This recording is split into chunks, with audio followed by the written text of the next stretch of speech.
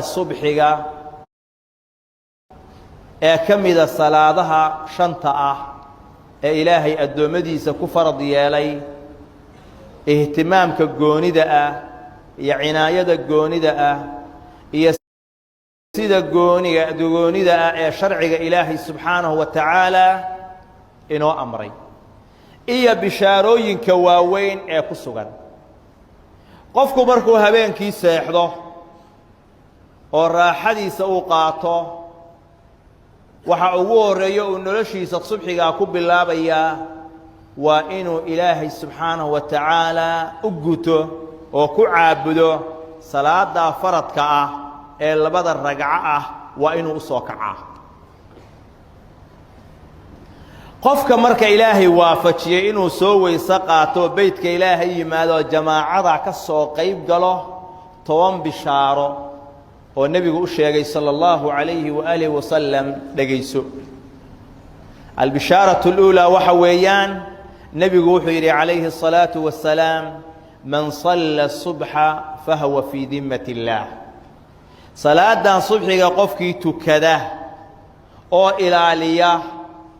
qofkaasi wuxuu ku sugan yahay ilaahay xifdigiisa iyo damaankiisa iyo ilaalintiisa ayuu haystaa وقف سوقاتي ساكي أمان حق إلهي كسوقاتي الإمام مسلم أي حديث كصوصان بشارة اللبات النبي قال صلى الله عليه وسلم وحويان وحي السبب أطهي صلاة دان صبحي قال إلاليه إن قفك إلهي عذاب كيس وكبت باده أو النار تقلي وحو النبي عليه الصلاة والسلام لن يلج النار أحد صلى قبل طلوع الشمس وقبل غروبها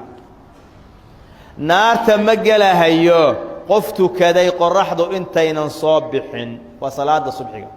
يا انت اين دعين وصلاة عصرك قف كاس النار قلي مهي بشارة صدحادي وحويان وحي السبب أطهي صلاة دان وآد إلى لساه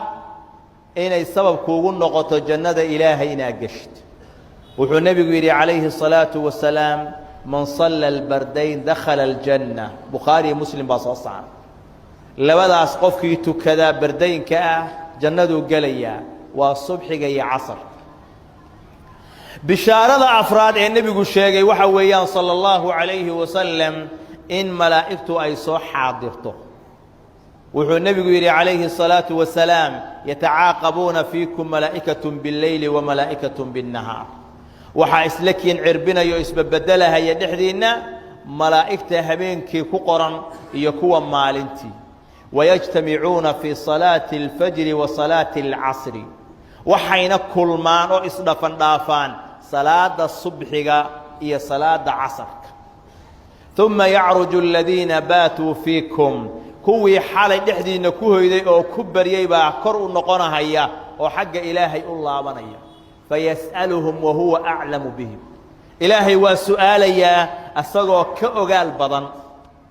وحو كأجال بدن يا هيبة إلهي سؤال يا كيف تركتم عبادي الضوء ضيدي سأجا صوتكتين بل حالة دو ذاك ورم ركاسي وحي لين أتيناهم وهم يصلون تركناهم وهم يصلون وأتيناهم وهم يصلون waxaan ka soo tagnay ayagoo tukanaya waxaana u tagnay ayagoo tukanaya labada xilli ayaa laba xilli oo salaadahaasi ku beegan yihiin ay malaa'iktu isdhaafayaan kuwii yimaada waxay u imaanayaan ayagoo tukanaya kuwii tagaana waxay ka tagayaan ayagoo tukanaya bishaarada shanaad ee nabigu sheegay waxa weeyaan sallallahu alayhi wa alihi wa sallam salaadan qofka ilaaliya oo beedka ilaahay ku ilaaliya waxaa loo geliyaa nuur iyo iftiin taam ah oo dhammaystiran maalinta qiyaamaha oo wax nuur haysta ay yihiin wuxuu nabigu yiri calayhi salaatu wassalaam bashir al-mashaa'iina fi adh-dhulam ila al-masaajid bin-nur at-taam yawm al-qiyaamah waxaad ugu bishaaraysaa dadka mugdiga soconayo masaajidda u soconahaya maalinta qiyaamaha in la siinayo nuur dhammaystiran oo taam ah ugu bishaare bishaarada lixaad ee salaadan ay leedahay waxa weeyaan qofka cishaha jamaaca ku tukada subxigana jamaacadeeda ilaaliya waxaa loo qoraa qiyaamu leyla habeenkoo dhan inuu taagnaa waxaa nebigu yidhi calayhi الصalaaةu wasalaam xadiidka fii صaxiixi muslim man صala العishaaءa fii jamaaca fakaأnnamaa qaama niصfa الleyl qofkii jamaaco ku tukadaa salaada cishaha waaba isagoo habeenka barkii taagnaa waman صala الصubxa fii jamaaca fakaأnnamaa صala الleyla kulah qofkii subxiga jamaaco ku tukadana waaba isagoo xaloo dhan tukanahay xaggee ka helaysaa bishaaradaas cadiimka ah in intaasoo ajara laguu qoro xaloo dhan inaad taagnayd laba salaadood oo aad ku ilaalisay jamaacada sababtood bishaarada toddobaadi waxa weeyaan oo nebigu sheegay sala allahu calayhi wasalam xadiidka waxa weeyaan qofka salaadan ilaaliya wuxuu ka badbaadayaa munaafiqnimada ayuu ka badbaadayaa wuxuu nebigu yidhi ina ahqala الصalaati calى almunaafiqiin salaatu اlcishaaءi wa salaatu اlfajri